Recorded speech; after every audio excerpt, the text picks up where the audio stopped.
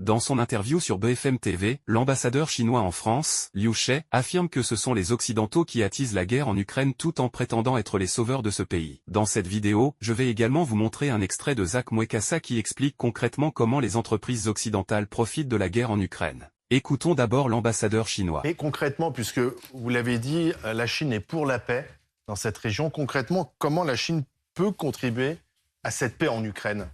Est-ce que vous pouvez organiser une négociation Poutine-Zelensky ? Pour le moment, je pense que la Chine n'a pas la capacité d'organiser une négociation. Vous connaissez bien, nous ne sommes pas partie prenante. Alors, il faut que les parties prenantes, y compris les États-Unis et les pays européens, ont vraiment la volonté d'avoir une paix. Mais il ne faut pas préconiser d'une part le pourparler de paix et de l'autre ajouter de l'huile sur le feu. Ajouter de l'huile sur le feu, c'est notamment d'armer les Ukrainiens. Vous êtes contre l'armement des Ukrainiens par Il faut les apaiser la Occidentaux ? situation, il faut désescalader. Je me souviens qu'au mois de mars, à la fin du mois de mars, les deux parties, la Russie et l'Ukraine, sont presque parvenus à un accord. Mais tout de suite, il s'est passé quelque chose. Quoi ? Vous le connaissez bien ? C'est-à-dire Vous le connaissez et qui a fait que leurs négociations sont coupées, sont interrompues. À cause des États-Unis ? Mais au moins, ce n'est pas à cause de la Chine.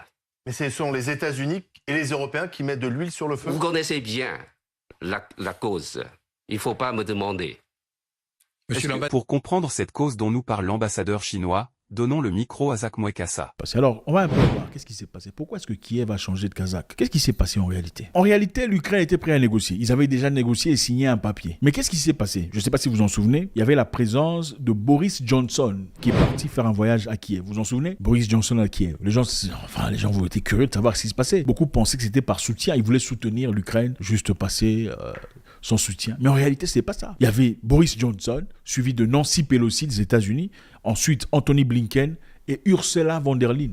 Et d'après ces sources, on dit que ces personnes sont passées là-bas. Et après leur départ, l'Ukraine s'est mise à faire la guerre. A dit, désolé, on va plus de négociations, on va commencer la guerre. Est-ce que ce serait fou de penser que la présence de Boris Johnson, Nancy Pelosi, Anthony Blinken, Ursula von der Leyen aurait influencé la décision de l'Ukraine, qui déjà était perdant en ce moment-là, parce que les troupes russes étaient à la porte de Kiev. Peu après, on a vu le président ukrainien demander l'arsenal venant de l'Europe. Et l'Europe a commencé à envoyer des armes. Est-ce qu'on peut finalement dire que leur présence était justement pour discuter, disant non, il ne faut pas céder, il faut continuer la guerre jusqu'à la fin ? Bon, on sait déjà que la guerre bénéficie à beaucoup de personnes, c'est clair. Il y a beaucoup d'entreprises qui se font beaucoup d'argent à travers la guerre. La guerre, c'est du business. Depuis la nuit des temps, c'est du business. Je vous rappelle qu'à la Deuxième Guerre mondiale, il y a une entreprise dont je ne dirai pas le nom ici.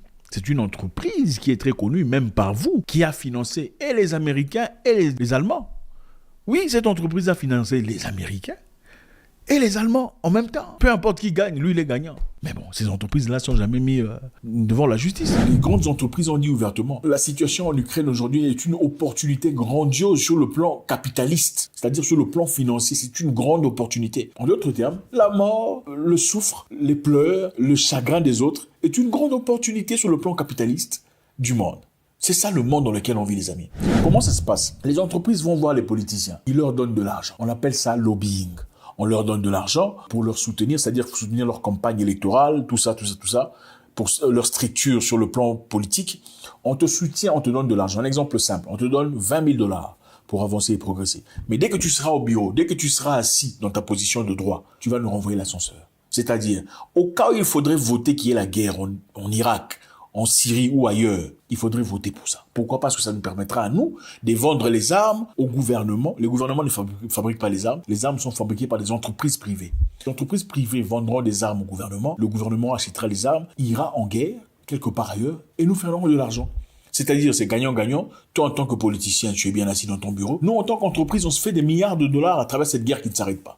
C'est comme ça que ça fonctionne. La guerre, en réalité, c'est du business. Ce n'est pas parce que Poutine a dit A, ce n'est pas parce que Zelensky a fait B, ce n'est pas parce qu'ici on a dit quoi, ou que Saddam Hussein a dit quoi, ce n'est pas parce que Kadhafi a fait quoi, c'est parce que c'est du business. Ça profite à qui ? Il faut toujours se poser la question, qui est en train de bénéficier de cette histoire ? Alors l'Ukraine a bénéficié de beaucoup d'armements, continue à en gagner jusqu'à maintenant. Ce n'est pas gratuit, ils vont devoir rembourser. Deuxièmement, une entreprise de construction qui s'en mêle dans un pays et veut construire des maisons qui sont détruites à cause de la guerre. Voudrait-elle que la guerre s'arrête et reconstruire 2 maisons ou souhaiterait-elle que la guerre continue pour qu'il y ait 120 000 maisons détruites pour qu'elle reconstruise? Serait-ce plus approprié de reconstruire 2 maisons ou 120 000 maisons? 120 000 maisons, évidemment. Voilà pourquoi la meilleure façon d'aboutir à 120 000 maisons sur le plan commercial, c'est de faire quoi? Continuer la guerre du moment que nous faisons de l'argent. Alors BlackRock est venu officiellement en Ukraine avec des caméras, avec tout ça. Écoutez le président Zelensky expliquer combien il est content de la présence, combien il est honoré de la présence de BlackRock. Lors du dernier sommet Russie-Afrique, le président Poutine a même montré aux présidents africains le document du projet de traité signé conjointement avec l'Ukraine pour un cessez-le-feu.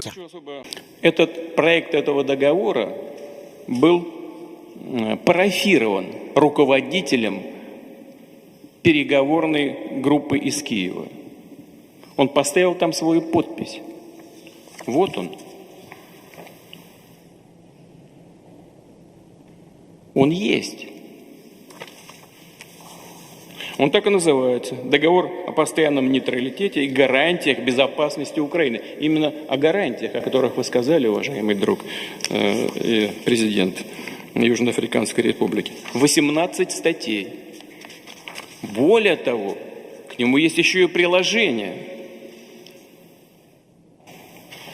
Они, знаете, сейчас даже не буду об этом говорить, они касаются и вооруженных сил, касаются других вещей. Все прописано до единиц боевой техники и до личного состава вооруженных сил. Вот этот документ. И он парафирован киевской делегации. Подпись стоит. Но после того, как мы, как и обещали, отвели войска от Киева, киевские власти, как обычно, делают их хозяева, выбросили это все на свалку истории. Скажем так аккуратно и постараюсь интеллигентно выражаться. Merci beaucoup. Si vous êtes toujours avec nous, pensez chers frères à vous abonner à cette nouvelle chaîne panafricaine qui s'investit pour vous apporter chaque jour des analyses approfondies sur l'actualité. Faites-le s'il vous plaît, notre croissance dépend de vous. Bye bye.